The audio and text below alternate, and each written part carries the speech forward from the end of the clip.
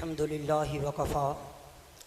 اما بعد فاعوذ باللہ من الشیطان الرجیم بسم اللہ الرحمن الرحیم لقد کان لکم فی رسول اللہ اسوۃ حسنہ صدق اللہ العظیم۔ نازش مسند صدارت قابل صد تعظیم و تکریم منصفین کرام، معزز اساتذہ کرام اور میرے ہم مکتب ساتھیوں، السلام علیکم ورحمۃ اللہ۔ مجھے آج اس مقدس ایوان میں جس موضوع کو الفاظ کے پیراہن میں سجانا ہے،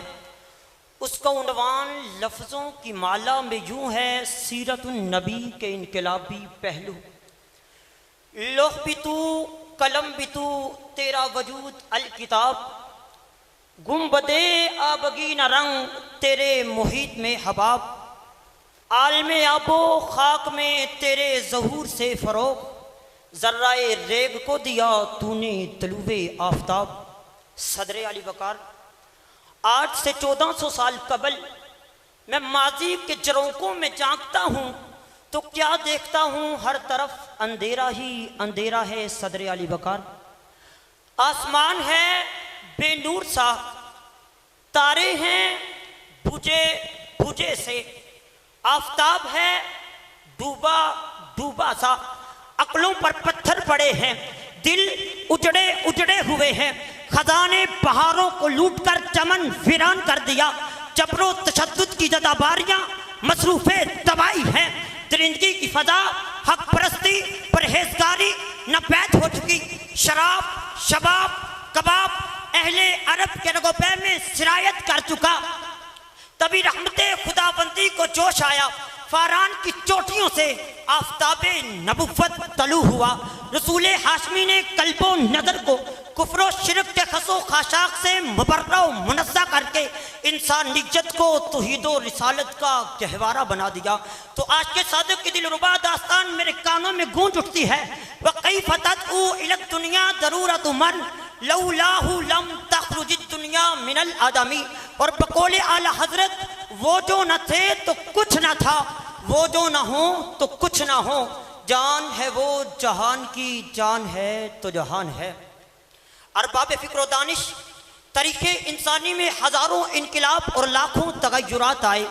لیکن جو انقلاب حضرت محمد عربی صلی اللہ علیہ وآلہ وسلم نے سرزمین عرب پر برپا کیا، تاریخ اس کی مثال پیش کرنے سے قاصر ہے۔ یہ وہ انقلاب تھا جس میں ایک قوم کو ہٹا کر دوسری قوم، ایک طبقے کو ہٹا کر دوسرا طبقہ نہیں لایا گیا، بلکہ جو موجود تھے ان کی اصلاح کی گئی۔ علی وقار، ان افراد میں زانی بھی تھے، شرابی بھی،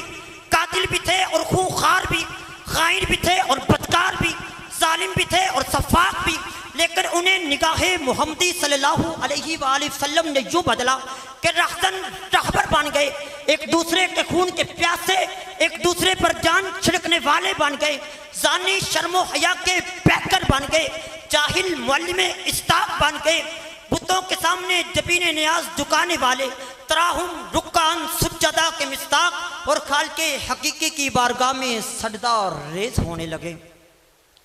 علی وقار، ذرا چشمے تصور سے دیکھیں وہ منظر جب طائف کے میدان میں آپ علیہ السلام کو پتھر مار کر لہو لہان کیا گیا، لیکن پھر بھی آپ رحمت انقلاب برپا کرتے جا رہے ہیں اور دعا دیتے جا رہے ہیں۔ ذرا چشمے تصور سے دیکھیں وہ منظر، وہ قوم جو جاہل، بد اخلاق اور بد تہذیب شمار کی جانے والی تھی، آپ علیہ السلام کی تعلیم و تربیت اور صحبت نے انہیں اخلاق و کردار کا پیکر بنایا، بلکہ تہذیب کی صف اول ملا کے کھڑا کر دیا۔ ذرا چشمے تصور سے دیکھیں وہ منظر جب فتح مکہ کے دن آپ کے تمام جانی دشمن سامنے موجود ہیں، قدرت کے باوجود آپ لا تثریبا علیکم اليوم کہہ کر معاف کر دیتے ہیں۔ اس دن آپ نے اخلاق و کردار سے وہ انقلاب برپا کیا کہ تا قیامت تاریخ اس کی مثال پیش نہیں کر سکتی۔ معزز منصفین کرام، کائنات انسانی کا سب سے بڑا مؤثر انقلاب، عظیم انقلاب، عالمگیر انقلاب جس کی وساطت سے عمل میں آیا، وہ بھی ایک فرد تھا، حضرت عبداللہ کا لخت جگر، حضرت آمینہ کا لال، پیغمبر انقلاب حضرت محمد مصطفیٰ صلی اللہ علیہ وآلہ وسلم کی ذات ہے۔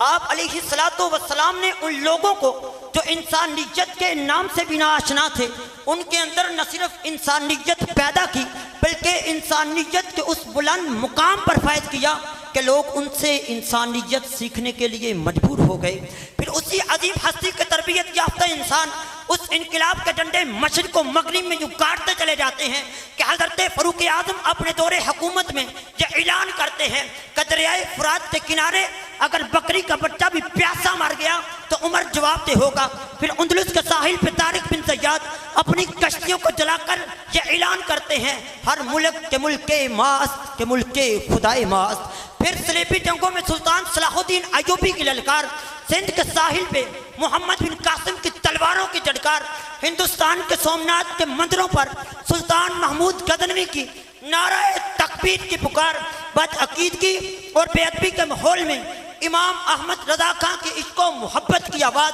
بر صغیر کے مسلمانوں کو غفلت کی نیند سے بیدار کرنے کے لیے اقبال کے افکار، یہ سب اسی عظیم ہستی کے انقلاب کا فیض تھا جو آج کائنات میں بٹ رہا ہے۔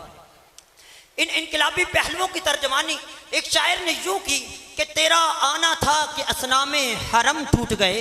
تیرے زور سے شہزوروں کے دم ٹوٹ گئے، تیرے اصاف کا اقباب بھی پورا نہ ہوا، زندگیاں ختم ہوئیں قلم ٹوٹ گئے۔ اور آخر میں اپنی تقریر کا اختتام اس شعر پہ کرتا ہوں کہ فکر کے گلشن سے چن کے لایا ہوں یہ چند پھول، نذرانہ قبول ہو جائے۔ والسلام۔